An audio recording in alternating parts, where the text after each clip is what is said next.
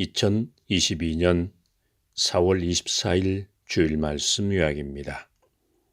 소금 기둥. 창세기 19장 26절. 롯의 아내는 소금 기둥이 되었습니다. 기둥이 되었다는 것은 소금이 맛을 잃었다는 뜻입니다. 롯의 아내가 롯과 함께하지 않았다는 뜻입니다. 하나님의 뜻이 상실되었습니다. 아담과 하와는 따먹으면 죽는다는 말씀을 받았고 노아 시대 때는 함부로 결혼하지 말라는 말씀을 받았듯이 롯의 아내는 어떤 일이 있어도 롯을 떠나면 안 되었습니다.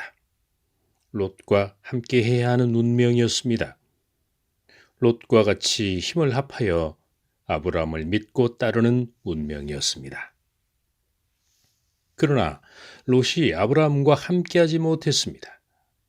먼저는 롯이 뒤를 돌아본 것입니다. 하나님의 뜻만 생각해야 합니다. 하나님의 뜻을 받은 자가 있을진데 바로 아브라함이었습니다. 아브라함의 곁에서 그를 도와야 합니다. 진정 도울 자를 돕고 함께 해야 하는 자와 함께 해야 합니다.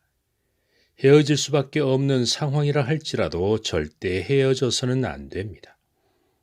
아무리 힘들어도 그 길을 가야 합니다. 자리를 지키는 그 자체가 바로 하나님의 일이 되는 것입니다. 다른 일을 생각해서는 안 됩니다. 소돔 땅에서 아무리 하나님을 잘 섬긴다 할지라도 그곳은 하나님의 뜻이 없습니다. 아브라함이 동으로 가면 동으로 가고 서로 가면 서로 가서 하나님을 섬겨야 합니다. 자신의 생각을 죽이면서 아브라함과 함께 해야 했습니다. 결국 롯이 가는 곳에 전쟁이 일어나서 롯은 볼모로 잡혀갔습니다. 또한 소돔과 고모라는 심판을 받았습니다. 롯이 아브라함과 함께하지 못했기 때문에 소금 기둥이 된 것입니다. 하나님의 뜻이 상실되었고 섭리성이 사라졌습니다. 하나님을 향한 첫사랑이 깨져버렸습니다. 자신의 사명을 잃어버렸습니다. 아브라함을 떠나 소돔 땅에서 하나님을 섬기는 그 자체가 죄가 된다는 것을, 모든 일이 틀어지고 망하게 된다는 것을 어떻게 알았겠습니까? 그처럼 세례 요한은 예수님과 함께 해야 했습니다. 역사가 증명하고 있습니다. 응답을 받았습니다. 분명히 계시를 받았습니다. 그러나 세례 요한은 실족합니다.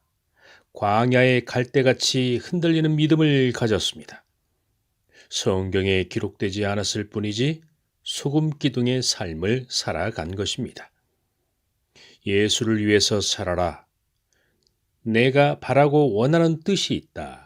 내가 예수를 보냈으니 그와 함께하고 그를 모시고 섬겨라. 이것이 바로 하나님의 뜻이었습니다. 우리는 예수님을 믿고 따르는 제자들입니다. 사회생활을 하다 보면 그리스도인들보다 더 좋은 사람이 있을 수 있습니다. 그러나 하나님의 뜻을 모르고 하나님이 보내신 예수님을 모릅니다. 예수님의 제자가 아닙니다. 예수님의 말씀에 동참할 의사가 전혀 없습니다. 예수님이 보시기에는 예수님을 믿고 순종하려고 몸부림치고 함께하는 제자들이 더 귀하고 귀할 것입니다. 이것을 알고 살아가야 합니다. 인정하고 믿어야 합니다.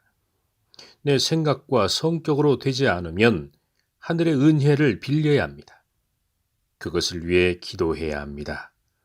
먼저 그의 나라와 그의 의를 구하면 영혼이 잘됨같이 육신의 길도 평탄해질 것입니다. 이번 주 말씀은 소금 기둥입니다. 묵상 말씀으로 더 깊은 말씀이 이어지겠습니다.